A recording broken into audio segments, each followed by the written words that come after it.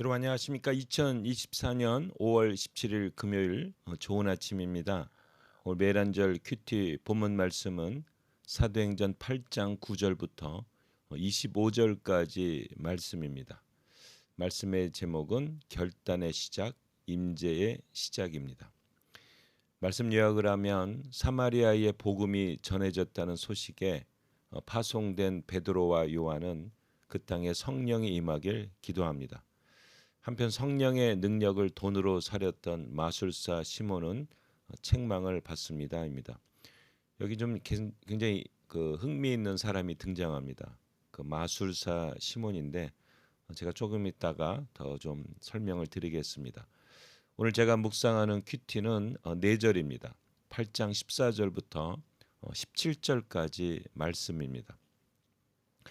예루살렘에 있던 사도들은 사마리아 사람들이 하나님의 말씀을 받아들였다는 소식을 듣고 베드로와 요한을 그들에게 보냈다. 두 사도는 그리로 가서 새로 믿은 사람들이 성령을 받도록 기도하였다. 이것은 아직 그들에게 성령이 내리지 않았고 그들은 단지 주 예수님의 이름으로 세례만 받았기 때문이었다. 그래서 두 사도가 그들에게 손을 얹자 그들이 성령을 받았다입니다. 아멘. 사도행전 8장 그 빌립 집사가 사마리 땅에서 복음을 증거했을 때 많은 기적들이 일어나고 많은 병자들이 일어나는 놀라운 역사가 이제 일어나게 됩니다. 근데 이 8장은 굉장히 이제 중요한 의미가 있어요. 이제 이 8장이 어쩌면 최초로 이방인들에게 유대인들을 제외한 이방인들에게 복음이 증거된 그 예입니다. 그래서 이때 이제 베드로와 요한이 거기에 직사라고 그러나요?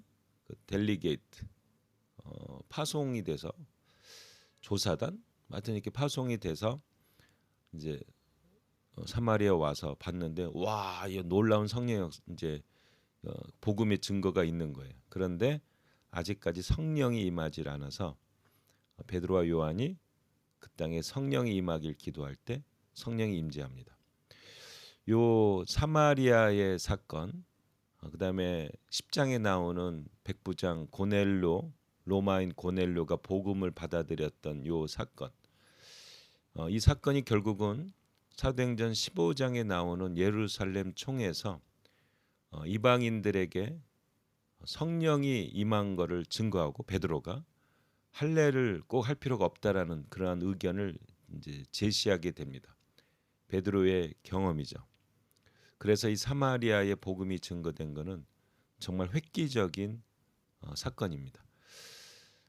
그리고 이제 11장에 보면은 이제 그 수리아 안디옥에 또 이 안디옥 교회에 또 이방인들이 복음이 증거되는 그러한 이제 일들이 벌어지며 그때는 이제 바나바라는 사람이 오늘 저번에 나왔던 그 7장에 나왔던 5장에 나왔던 그 바나바 그 사람이 이제 예루살렘 교회에서 파송을 받아서 결국은 수리 안디옥 교회 이제 그 목사님이 되죠. 거기에 이제 리더가 되게 됩니다. 자, 오늘 이 말씀 제가 큐티 읽었던 말씀은 이제는 결국은 예수님의 명령대로 이방인들에게 복음이 증거되는 내용이 이제 시작되게 됩니다. 근데 요 참 신기한 게요. 이게 이방인들에게 복음이 증거된 게 뭐냐면 그 스데반 집사가 결국은 죽게 됨에 따라서 이제 핍박이 몰려오게 됨에 따라서 이제 이렇게 이 기독교인들이 사방에 퍼지게 돼요.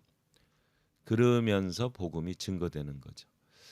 우리가 생각하면 핍박은 나쁜 거고 핍박은 부정적인 것 같지만 도리어 하나님은 그 핍박을 사용해서 복음이 세계로 이방인 땅으로 전파되는 놀라운 반전을 이루시는 거죠. 이렇게 반전을 이루시는 분이 바로 우리 하나님이십니다. 우리가 이 한국 기독교가 엄청 부흥을 많이 했거든요. 그리고 선교사도 많이 파송해서 기독교 어떤 그 역사 가운데 중요한 일들이 벌어지게 되죠. 자, 그런데 우리 한국 기독교도 반전이 있었잖아요. 우리가 이렇게 하나님 앞에 매달리게 된 것도 그런 어려움이죠. 한국 전쟁도 일어나고 가난하고 일본에 대한 어떤 그러한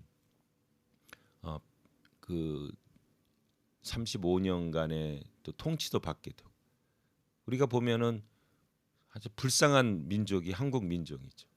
그런데 그러한 민족의 반전이 일어나서 세계 곳곳에 흩어져서 복음을 증거하는 희망과 소망의 국가로 우리가 하나님 앞에 쓰임 받게 된 거죠. 그리고 그 많은 외국인들이 한국 선교사들을 좋아해요. 왜냐하면 한국 사람들은 슬픔을 알잖아요. 고난을 알잖아요. 고통을 알잖아요. 남의 나라 침입도 받아봤죠. 전쟁도 해봤죠. 그러니까 이런 전쟁의 나라에 가가지고 복음을 증거하고 희망을 줄 수 있는 한국 사람들인 거죠. 그래서 우리 하나님은 반전의 하나님이십니다. 이 사마리아 땅에 복음이 증거될 때 거기에 그 시몬이라는 마술사가 있어요. 나중에 그 외경에 베드로 행전이라는 외경이 있는데 이 베드로와 마술사 이 시몬이 막 격투를 벌이는 일들이 벌어집니다. 이게 뭐 정확한 건지는 모르겠지만요. 어떤 그 전통에 보면은 이 마술사 시몬이 이제 여기는 이제 세례도 받고 침례도 받고 뭐 하지만 나중에 자기 이단의 교주가 된대요.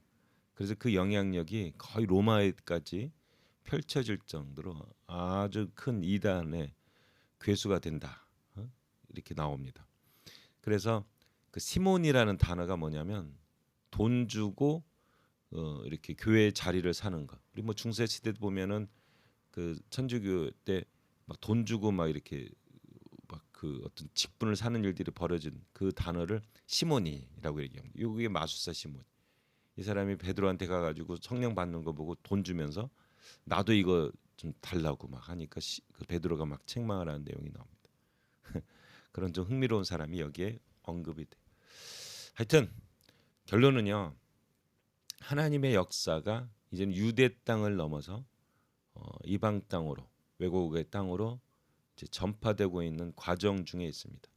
결국 이것이 2000년 후에 바로 이 동방의 마지막 나라 우리 기독교 한국에도 전파되는 놀라운 일이 벌어지게 됩니다.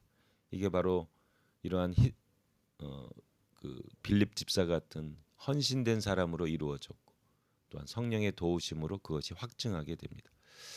우리 하나님은 반전의 하나님이십니다. 우리 하나님은 살아계시고 지금도 역사하십니다. 슬픔과 고난과 이런 걸 통하여 도리어 기쁨과 감격을 주는 하나님이십니다.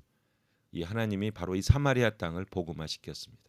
동일하게 호주 가운데 우리 공동체 가운데 우리 가정 가운데도 동일한 복음의 변화의 역사가 있을 겁니다. 오늘 하루도 이 하나님 믿고 이런 복음의 변화 가운데 동참하시는 여러분 되시기를 예수님의 이름으로 축복합니다. 아멘. 하나님 아버지 이제는 이 유대를 벗어나서 사마리아 땅 가운데 복음이 증거됩니다. 하나님은 살아계시고 하나님은 모든 인류를 사랑하십니다. 이제는 이것이 퍼지고 퍼져서 바로 동토의 땅 이 한국에 정말 슬픈 인생의 한국에 이 복음이 증거돼서 이제는 또 한국 가운데도 반전이 일어나서 세계 곳곳에 복음을 증거하는 하나님의 제사장 나라가 되었습니다. 하나님의 경륜은 반전이요 기쁨이요 감격입니다. 이것을 누리는 우리가 되게 도와주시옵소서. 감사하며 예수님의 이름으로 기도합니다. 아멘. 한마디 우리 하나님은 반전의 하나님이십니다. 아멘.